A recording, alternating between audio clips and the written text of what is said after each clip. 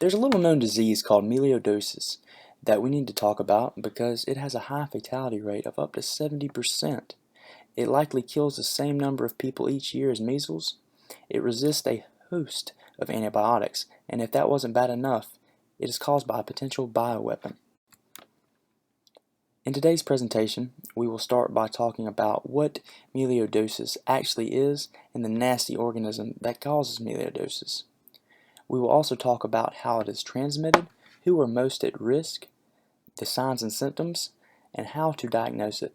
Finally, we will address prevention and the public health importance of melioidosis. So what is melioidosis? Otherwise known as Whitmore's disease. It is an infectious disease caused by the bacterium Burkholderia pseudomallei, which we will get to a little bit later on. And it is predominantly found in tropical and subtropical climates such as Southeast Asia, the Middle East, and is rampant in northern Australia. There are also U.S. cases linked to traveling abroad to these areas.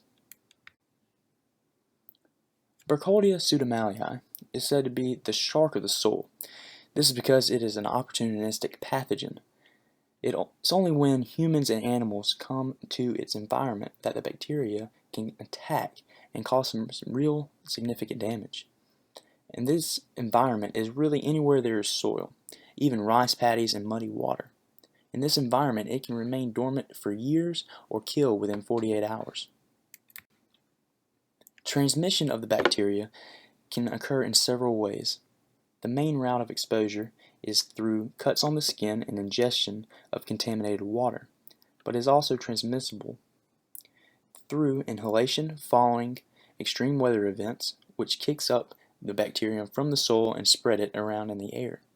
Transmission between infected animals and infected people is very rare. It's generally restricted to family members in close contact.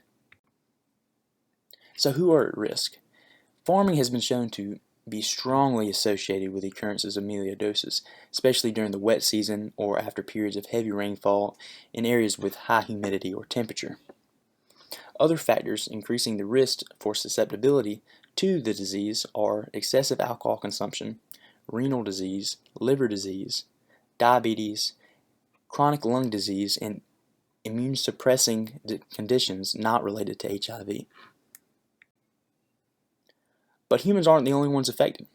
Melioidosis can also cause severe infection in animals like sheep, goats, and pigs, and occasionally infects cattle, horses, dogs, cats, and some rodents, along with birds. Since melioidosis is a latent infection, that means most infections are asymptomatic and the incubation period can range from 2 days to many years. For the pulmonary and bloodstream infections, it mimics the symptoms of a wide range of diseases, including pneumonia and tuberculosis, which makes the diagnosis very difficult. It is also resistant to a wide range of drugs. But for the localized infection, which is the most common, it is characterized by localized pain or swelling, fever, ulcers, and abscesses.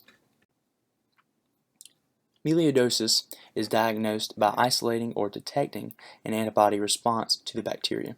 So good lab techniques are very much needed for a diagnosis since the signs are very tricky to attribute, but this also provides a problem for developing countries where these are shown to be very endemic and have a tropical climate, subtropical climate, where they might not be able to afford these expensive procedures for detecting the bacteria. There's no vaccine currently available, so the best prevention methods would be for those who perform agricultural work, who are exposed to this soil every day, to always wear boots and the right protective clothing. And for the chlorination of water and using heat have been found to be effective in killing the bacteria. When an infection is diagnosed, the disease can be treated with the use of appropriate medication. It starts with intravenous antimicrobial therapy, followed by about 3 to 6 months of oral antimicrobial therapy. What makes melioidosis significant in public health in the first place is that there are an estimated 165,000 cases per year. The CDC even classifies the bacterium responsible for melioidosis as a potential bioweapon because it's inhalable and is able to persist in the environment up to 6 years and has that high fatality rate that we were talking about earlier. In all, it has contributed to almost 90,000 deaths each year, which is comparable to measles at about 95,000. This disease, caused by Burkholderia pseudomallei, is really a ticking time bomb in these tropical and subtropical areas and needs to be addressed through prevention awareness and further research.